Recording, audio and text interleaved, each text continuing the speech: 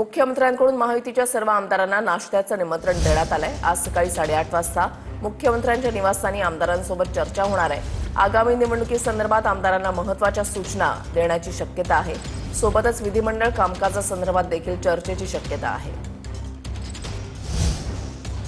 2008 मधील मनसे आंदोलन प्रकरणामध्ये आज सुनावणी होतीये। ठाणे रेल्वे कोर्टातील सुनावणीला राज ठाकरे प्रत्यक्ष हजर राहणार आहेत। परप्रांतीयांच्या रेल्वे भरती प्रकरणावरून मनसेनं आंदोलन केलेलं होतं। सकाळी 11:30च्या आसपास राज ठाकरे सुनावणीसाठी हजर राहतील।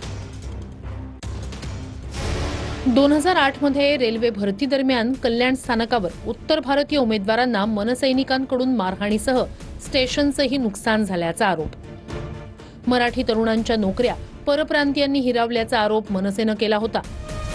परप्रांतीयांना लक्ष्य करून हिंसाचाराला प्रोत्साहन दिल्याचा राज ठाकरेंवर ठपका। याच प्रकरणात राज ठाकरे यांना अटकही करण्यात आली होती। शरद पवारांच्या निवासस्थानी काल स्नेहभोजनाचा कार्यक्रम आयोजित करण्यात आलेला होता आणि अजित पवार, पार्थ पवार स्नेहभोजनाला उपस्थित होते। तसंच राहुल गांधी आणि गौतम अदानी सुद्धा स्नेहभोजनाच्या कार्यक्रमासाठी उपस्थित राहिले। शरद पवारांचा 12 तारखेला वाढदिवस असून काल स्नेहभोजनाचा कार्यक्रम होता। आदरणीय पवार साहेबांच्या वाढदिवसाच्या निमित्त एक सदिच्छा भेट म्हणून मी इथे आलेलो आहो। याच्यात कुठलाही राजकारण त्या अर्थ काढू नका अशी माझी विनंती आहे। पवार साहेबांना मनपूर्वक शुभेच्छा देण्यासाठी मी आलेलो आहे। मला वाटतं की जेवणासाठी कोणी एकत्र गेले तर त्याला काही अडचण नाही। मी जेवणासाठी कुणाला बोलवलं तर सर्वच जेवायला येतात। जेवण म्हणजे काही आपल्या राज्याची संस्कृती नाही आहे। जेवायला बोलवलं म्हणजे काही गडबड होते। आपल्या राज्याची संस्कृती नाही आहे।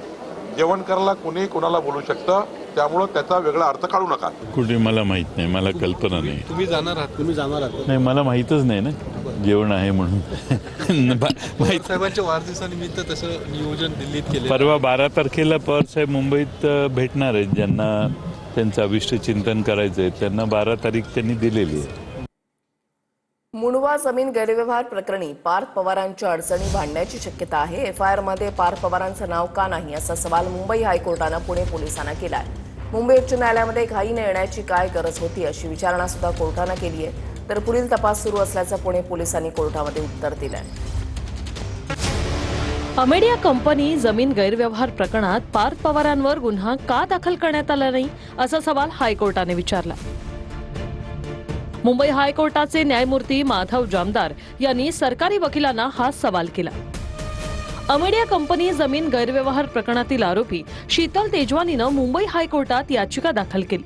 तेजवानीनं सेशन कोर्टातही याबद्दल अर्ज केलाय, पण त्यावरच्या सुनावणीआधीच तेजवानीला मुंबई हायकोर्टात येण्याची गरज का होती असा सवाल कोर्टानं केला। तुम्ही याचिका मागे घ्या नाहीतर दंड होईल असे निर्देश हायकोर्टानं तेजवानींच्या वकिलांना दिले। त्यानंतर हे तेच प्रकरण आहे का ज्यात अजित पवारांचा मुलगा आहे असा सवाल कोर्टानं केला। हायकोर्टाच्या सवालावर सरकारी वकिलांनी होकार दिला। त्यावर अजून पार्थ पवारांवर गुन्हा दाखल का केला नाही असा सवाल कोर्टाने केलाय। हायकोर्टाच्या या सवालामुळे अमेडिया कंपनी जमीन गैरव्यवहार प्रकरणात पार्थ पवारांच्या अडचणी वाढण्याची शक्यता आहे।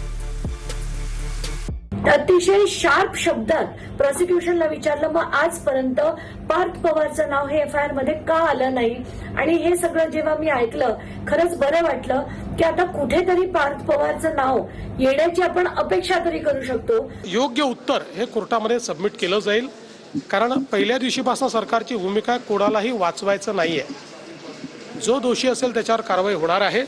त्यामुळे या संदर्भात आतापर्यंत केलेली कारवाई आणि पुढे काय कारवाई होणार आहे याची सगळी माहिती ही आम्ही माननीय उच्च न्यायालयाला देऊ।